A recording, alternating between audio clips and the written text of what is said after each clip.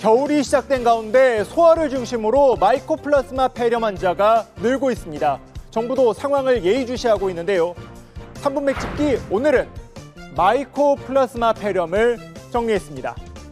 마이코플라스마는 바이러스와 세균의 중간 영역에 있는 미생물로 이 감염이 되면 폐렴이나 관절염 등을 유발하는 것으로 알려져 있습니다. 우리나라에서는 3년에서 4년 주기로 유행하고 면역력이 약한 어린이가 주로 감염됩니다.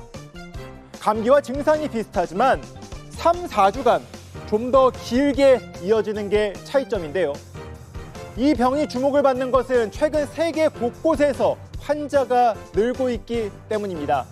특히 중국의 경우 병원이 감당하기 어려울 정도의 환자가 늘고 있는 상황이라고 합니다. 국내의 경우 지난달 넷째 주 기준 세균성 급성호흡기 감염증 입원 환자 280명 중 270명이 마이코플라스마 폐렴균에 감염된 것으로 나타났습니다. 특히 우려가 되는 점은 내성 비율입니다. 항생제를 써도 잘 낫지 않는 경우가 있는 것인데요. 실제 진료를 보고 있는 대학병원에서는 최근 입원한 어린 환자 중 항생제 내성을 보이는 마이코플라스마 폐렴균 비율이 높다는 반응을 보이기도 했습니다. 우리도 굉장히 위중한 상황인데 환자들이 계속 더 많이 발생한다고 4분의 1만 더 늘어나도 별거 아닌 감기 때문에 안 좋은 일이 생길 수 있는 그런 아이들이 있습니다. 정부는 마이코플라스마 폐렴균 감염증 환자가 늘어나자 전문가들과 대책 마련에 들어갔습니다. 우선 질병 자체에 대해서는 과도한 공포를 가질 필요가 없다고 입을 모았는데요.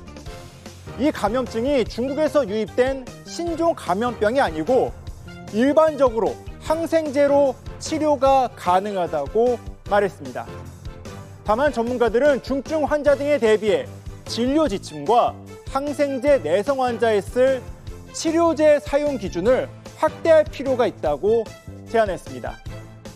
방학을 앞둔 교육 현장도 우려의 목소리가 높은데요. 교육부는 각 시도교육청에 예방수칙 교육을 철저히 하고 의심 증상이 발생할 경우에는 신속한 등원, 등교 중지와 진료 치료를 받을 수 있게 해달라고 강조했습니다.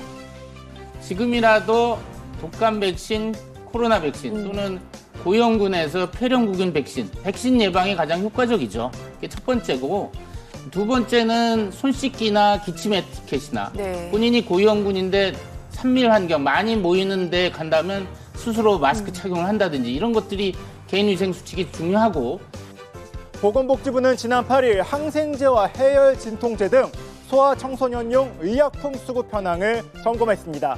만약 의약품 부족 현상 등이 발생할 경우 즉각 대응해 현장 불편이 없도록 할 방침입니다. 지금까지 3분 맥집기였습니다.